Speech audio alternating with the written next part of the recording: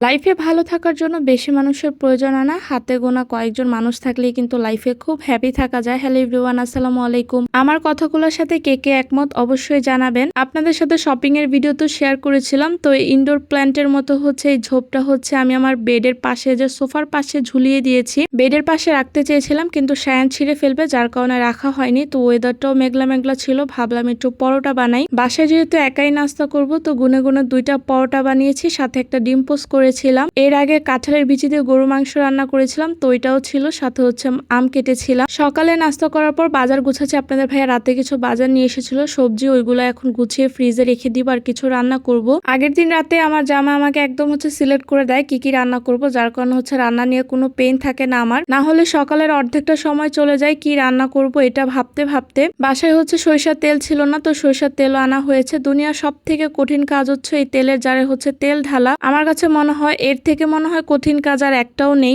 আসলে এক্সপিরিয়েন্সের একটা ব্যাপার আছে। আগে তেল ঢালতে গেলে যতই আমি আস্তে আস্তে ঢালতাম না কেন পড়ে যেত, কিন্তু এখন আলহামদুলিল্লাহ আর পড়ে না। জিনিসটা কত অদ্ভুত তাই না? আগে কত সুন্দর করে ঢালতাম তাও পড়ে যেত, আর এখন যদি উল্টাপাল্টা করে ঢালি তাও কেন জানি তেল আর পড়ে না। শুক্রবারে মাংস খাওয়ার পর আমার মাংস খেতে একদমই ভালো লাগছিল না, তাই ভাবলাম একটু ভর্তা বানাই। তো শর্টকাটে হচ্ছে সহজ ভর্তা হচ্ছে আলু ভর্তা, আর আলু যেহেতু আমার অনেক পছন্দ তাই আলু ভর্তা হলে আমার আর কিছুই লাগে না। প্রথমে শুকনো মরিচটা ভেজে নিলাম, তারপর পেঁয়াজটাও ভেজে নিয়েছি। যদিও কাঁচা পেঁয়াজের ভর্তা আমার অনেক পছন্দ, কিন্তু আমার জামাই একদমই কাঁচা পেঁয়াজ খেতে পারে না, যার কারণে উনার কারণে হচ্ছে পেঁয়াজ ভেজে তারপর ভর্তা বানানো হয়। সাথে একটু ডাল রান্না করব। আজকে আর হাতে মেখে ডাল রান্না করিনি, ডালটা তো আমি আগেই ভিজিয়ে রাখি সব সময়, এতে হচ্ছে ডাল তাড়াতাড়ি অনেক সিদ্ধ হয়ে যায়। তেলের মধ্যে ডালটা একটু ভেজে নিয়েছি, তারপর পেঁয়াজ, কাঁচামরিচ, হলুদের গুঁড়া, মরিচের গুঁড়া, লবণ সব মশলা দিয়ে সাথে একটু রসুনের বাটাও দিয়েছি। ভালো করে কিছুক্ষণ নেড়ে চেড়ে তারপর হচ্ছে আমি পানিটা দিয়ে দিব ডাল সিদ্ধ হওয়ার জন্য। আমি সবসময় এভাবেই ডাল রান্না করি, অনেক সময় আবার হাতে মেখেও সব মশলা দিয়ে রান্না করি। এভাবে ডাল রান্না করলে খেতে কিন্তু অনেক ভালো লাগে। সাথে আজকে পটল দিয়ে আলু দিয়ে চিংড়ি মাছও রান্না করব, তো চিংড়ি মাছটা ভালো করে কষিয়ে নিয়েছি।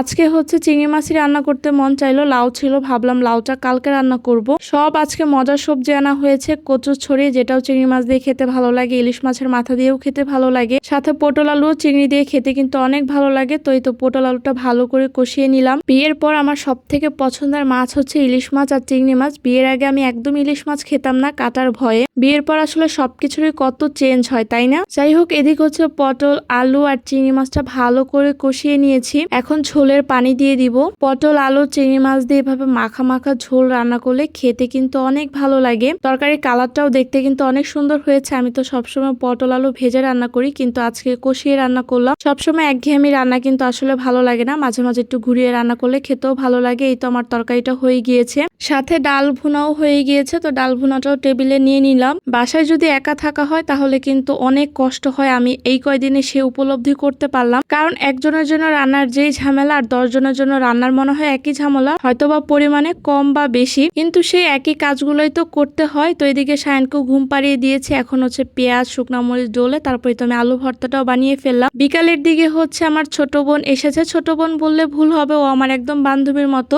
শাড়ি পরে একদম সাজুগুজু করে এসেছে। এদিকে সায়নের জন্য আবার চিপসও নিয়ে এসেছে। বরাবরই তাকে বলা হয় এগুলা আনতে না, আমাদের বাসায় যেই আসে সেই এগুলা কেন আনে আমি বুঝি না। আসলে সায়ান তো খেতে পারে না, চিপস তো খাই আসলে আমি। যাই হোক, এদিকে আমার পছন্দের জন্য হচ্ছে উনি আবার ভেলপুরিও নিয়ে এসেছে। আমি যেহেতু বাসার বাইরে যাই না, কিন্তু হচ্ছে উনি আমার পছন্দটা ঠিকই খেয়াল রেখেছে। বান্ধবী তো এমনই হওয়া উচিত। আবার সেই বিষয়ে খেয়াল রেখেছে, ভেলপুরি তো বানিয়ে আনলে একদম নরম হয়ে যাবে, যার কারণে বানিয়ে আনিনি। তো এখন হচ্ছে আমি বানাচ্ছি। ভেলপুরিটা খেতে কিন্তু অনেক মজা হয়েছিল। এমনিতেও ভেলপুরি আমার অনেক ভালো লাগে। সাথে আবার 2 রকমের টক ছিল, একটা হচ্ছে মিষ্টি টক আর একটা হচ্ছে ঝাল টক। তো 2টা টক মিলিয়ে ভেলপুরি খেতে অনেক ভালো লাগছিল। বান্ধবীকে আম কেটে দিয়েছিলাম, সাথে নাস্তা দিয়েছিলাম, তারপর দুজনে মিলে ভেলপুরি খেলাম। তো এই ছিল আমার আজকের ব্লগ।